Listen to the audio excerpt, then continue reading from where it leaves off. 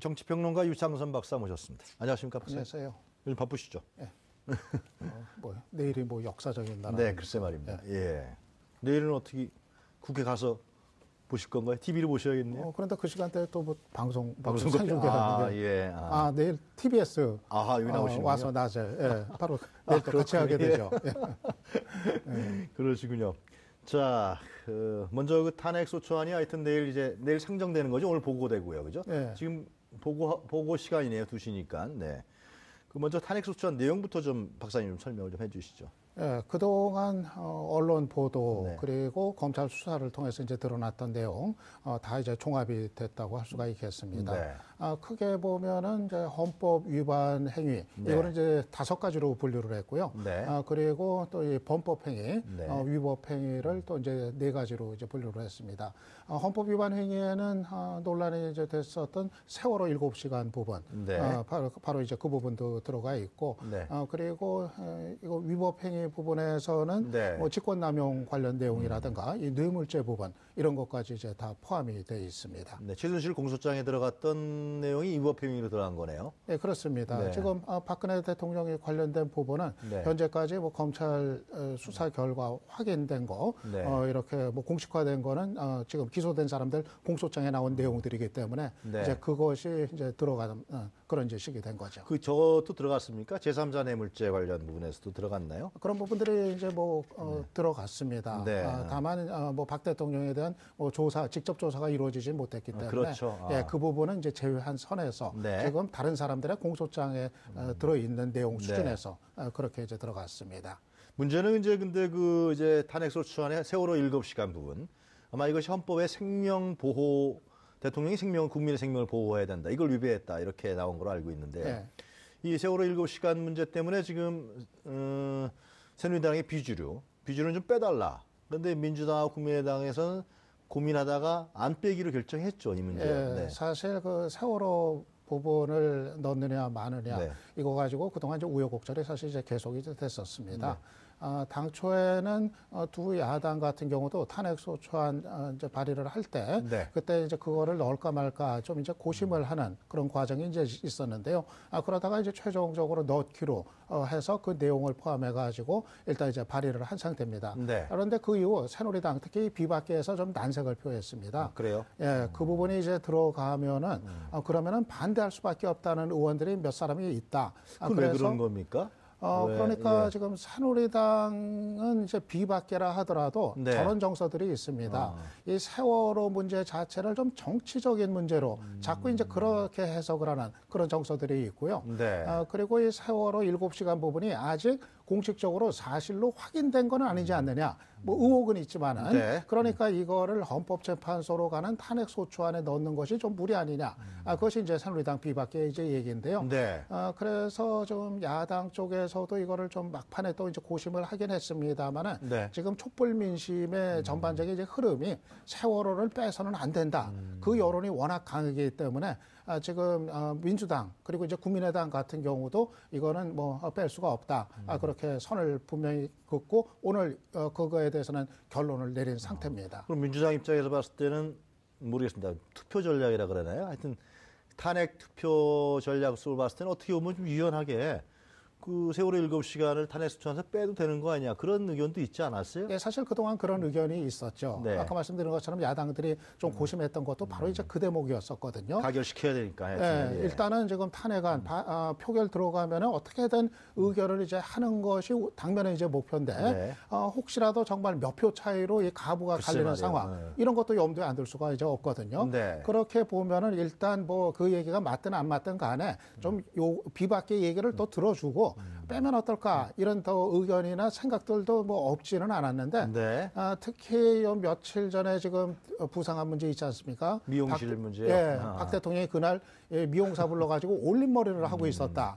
바로 이러니까 이 세월호 문제에 관한 여론의 어떤 관심이 더 이제 커진 거죠. 네. 그래서 지금 분위기에서는 야당도 이거를 뭐 올림머리 얘기까지 나오고 정말 대통령이 그날 뭐 한 건가 이거에 대한 의문이 워낙 지금 걷잡을 수 없이 확산되기 때문에 네. 야당 입장에서는 이걸 빼고 가기가 지금 더 어렵게 된 이런 상황이라고 하겠습니다. 근데 전체적으로 봤을 때 지금 비박계 분위기도 뭐 요구를 하기는 합니다만은 그렇다고 해서 그것 때문에 좀 찬반이 달라질 그런 의원이 이제 과연 얼마나 될 것인가 하는 그런 이제 생각은 듭니다. 또 하나 변수가요. 지금 이제 친박 쪽에서 얘기하는 부분이 그 박 대통령이 얘기한 4월 퇴진 문제. 이 문제를 좀 육성이라도 좀 들려달라. 그러면은 뭔가 중도에 있는 그 새누리당 의원들이 흔들려서 이 찬성하지 않을 것이다. 이런 변수가 또 하나 나온 것 같은데요. 예. 그거는 지금 친박계 네. 이를테면은 탄핵 김빼기 작전이라고 뭐 보면 네. 될 것 같습니다. 이정현 대표가 어제도 그 얘기를 했거든요. 네. 만약 탄핵안이 이제 부결이 되면은 그래도 박 대통령은 4월 퇴진을 지킬 거다. 네. 이런 얘기를 이제 했습니다. 그러니까 왜 그 얘기를 꺼냈냐 이거 해석을 해보면은요. 예. 꼭 탄핵이 안 돼도 그 다음에 대통령은 물러난다. 그러니까 이 탄핵 대오에 어떻게 보면 좀 이제 균열을 노리는 네. 그런 얘기일 수 있습니다. 탄핵에 너무 총력전 안 기울여도 대통령 4월에는 물러나게 돼 어차피 있다. 물러난다. 예, 이런 얘기여서 이제 역시 비박계의 이탈을 겨냥한 그런 이제 얘기가 이제 됐는데요. 그래서 뭐 친박 쪽에서는 말씀하신 것처럼 좀 대통령이 그에 관한 언급을 좀 더 해줬으면 네. 그러면은 탄핵 대오에 더 김을 뺄 수 있다 이런 판단을 하는 것 같은데 근데 그게 또 간단한 문제가 아닙니다. 사실 이정현 대표가 그렇게 얘기했지만은 네. 박 대통령이 지금 4월에 퇴진하겠다는 얘기를 한 번도 공식적으로 얘기한 적이 없거든요. 그렇죠. 이정현 대표 불러가지고 사석에서 사적인 자리에서 그것도 우회적으로 얘기를 했어요. 네. 당론을 당의 결정을 따르겠다는 생각을 하고 있었다. 이렇게 얘기를 한 거기 때문에 네. 이 워딩 자체가 내가 4월에 퇴진하겠다. 이 얘기를 한 적이 없습니다, 지금. 그렇기 때문에 만약 탄핵안이 부결이 되면은 박 대통령이 이 4월 퇴진 이거 그냥 접어두고 네. 그냥 임기 채우겠다. 이렇게 나와도 지금 방법이 없는 그런 그러네요. 상태입니다. 자, 박사님 보시기에 내일 말이죠. 내일 이제 상정이 돼서 탄핵안이 찬성 반대 표결에 들어갈 텐데 어떻게 보십니까? 통과될 것 같습니까? 아니면 부결될 것 같습니까? 네, 저는 특별한 이변이 없으면 일단 네. 가결은 가능하지 않을까 왜 그렇게 그러십니까? 예상을 예, 합니다. 왜 가결 가능하다? 결국 이 캐스팅 보트가 지금 이제 비박계가 네. 돼버렸는데요.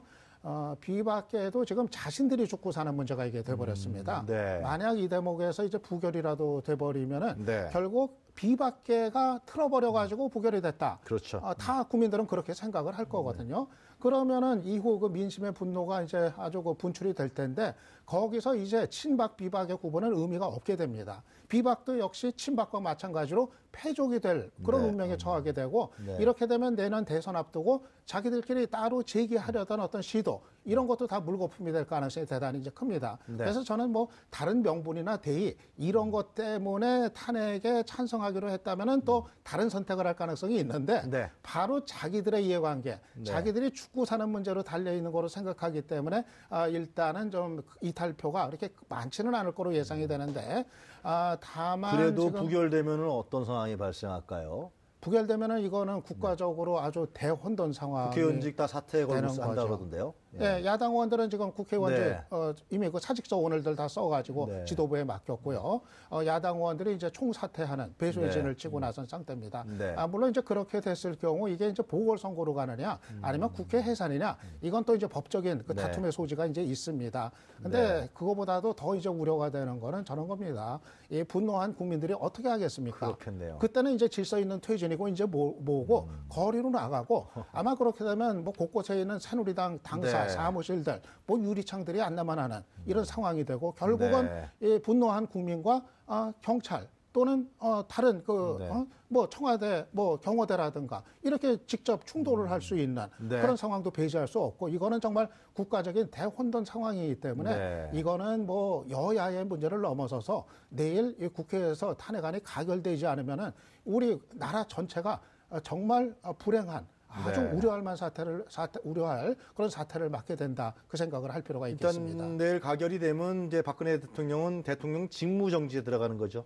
네, 그렇죠. 그런 다음에 헌법재판소로 가는 겁니까? 탄핵소추안이? 네, 그렇죠. 네. 헌법재판소에서 최종적으로 탄핵 결정을 내릴 때까지 네. 일단 박 대통령은 직무정지 상태에서 대통령직의 역할을 이제 더 이상 못하게 되고 네. 황교안 총리가 이제 권한대행을 네. 이제 하게 됩니다.